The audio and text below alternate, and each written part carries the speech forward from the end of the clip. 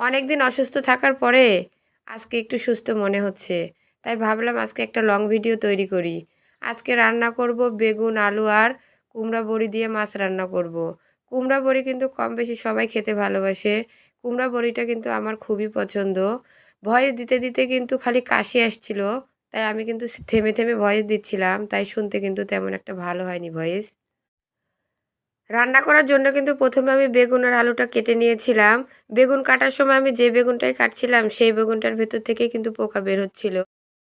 পোকা বের হলেও অনেক ভালো করে কিন্তু বেগুনগুলো কেটে নিলাম। তারপরে মাছগুলোও কিন্তু সুন্দর করে ধুয়ে মাছগুলো কিন্তু ভেজে নিলাম। মাছ ভেজে রান্না না করলে কিন্তু ভালো লাগে না। মাছ ভেজে নেওয়ার পরে কুমড়া বড়িটাও ভেজে নিলাম। আপনারা কি এভাবে কুমড়া বড়ি ভেজে রান্না করেন কিনা জানি না। আমি কিন্তু এভাবেই কুমড়া বড়ি রান্না করলে ১ম এ ভেজে নিই, তারপরে রান্না করি। কিছুদিন থেকে এতটাই অসুস্থ ছিলাম, আমার ভয়েসটা শুনেই কিন্তু বোঝা যাচ্ছে যে আমার শরীরটা কতটা খারাপ ছিল এতদিন। আজকে একটু হালকা সুস্থ মনে হচ্ছে। অসুস্থতার মধ্যে ঈদ গেল কিভাবে, ছোট ভাইয়ের বিয়ে গেল কিভাবে কিছুই বুঝতে পারলাম না। কোনো আনন্দ করতে পারলাম না। খুব ইচ্ছে ছিল ছোট ভাইয়ের বিয়েতে অনেক মজা করব, অনেক আনন্দ করব। কিন্তু কি আর করার, সবার সব আশা তো আর পূরণ হয় না। আমার না হয় আশাটা পূরণ হলো না। তো যাই হোক, এরপরে কিন্তু আমি তরকারিটা ভালোভাবে কিন্তু কষিয়ে নিচ্ছিলাম। বেগুন আর আলু দিয়ে রান্না করা তরকারিটা কিন্তু ভালোভাবে আমি কষিয়ে নিলাম। কষিয়ে নেওয়ার পরে আমি কিন্তু এতে পরিমাণ মতো ঝোলটা দিয়ে দিয়েছিলাম। তরকারির স্বাদটা কিন্তু নির্ভর করে তরকারিটা কষানোর উপরে। যত ভালো কষানো যাবে তরকারির স্বাদটা কিন্তু তত ভালো হবে।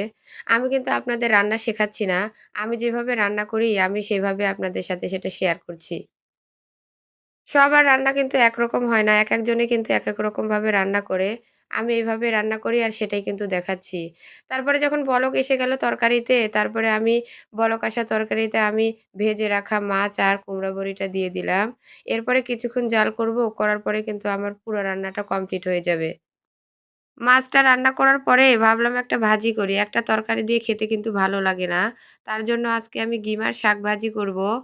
গিমার শাক সবাই খায় কিনা জানি না। কিন্তু জ্বরের মুখ তো আমাদের। তো ভাবলাম যে জ্বরের মুখে তিতা হয়ে আছে মুখটা, তিতা দিয়ে তিতাটা দূর করি। তার জন্য কিন্তু গিমার শাকটা আমি ভাজি করছি। গিমার শাক কিন্তু অনেকেই অনেক পছন্দ করে, আবার অনেকেই কিন্তু খেতে পারে না। এই গিমের শাকটা কিন্তু শুধু ভাজি করলে খাওয়া যায় না। খুবই তিতা। তার জন্য কিন্তু আমি কিছু আলু কেটে দিয়েছিলাম। অন্যান্য শাকভাজিতে কিন্তু হলুদ দিতে হয় না। কিন্তু এই শাকভাজিতে কিন্তু হলুদ দিতে হয়। নইলে কিন্তু আলুর কালারটা ভালো আসে না, খেতেও কিন্তু ভালো লাগে না। এতক্ষণ আমার ভিডিওটার সাথে থাকার জন্য ধন্যবাদ। ভিডিওটা যদি ভালো লাগে তাহলে অবশ্যই লাইক, কমেন্ট, শেয়ার করবেন। করে আমার পাশে থাকবেন। আসসালামু আলাইকুম।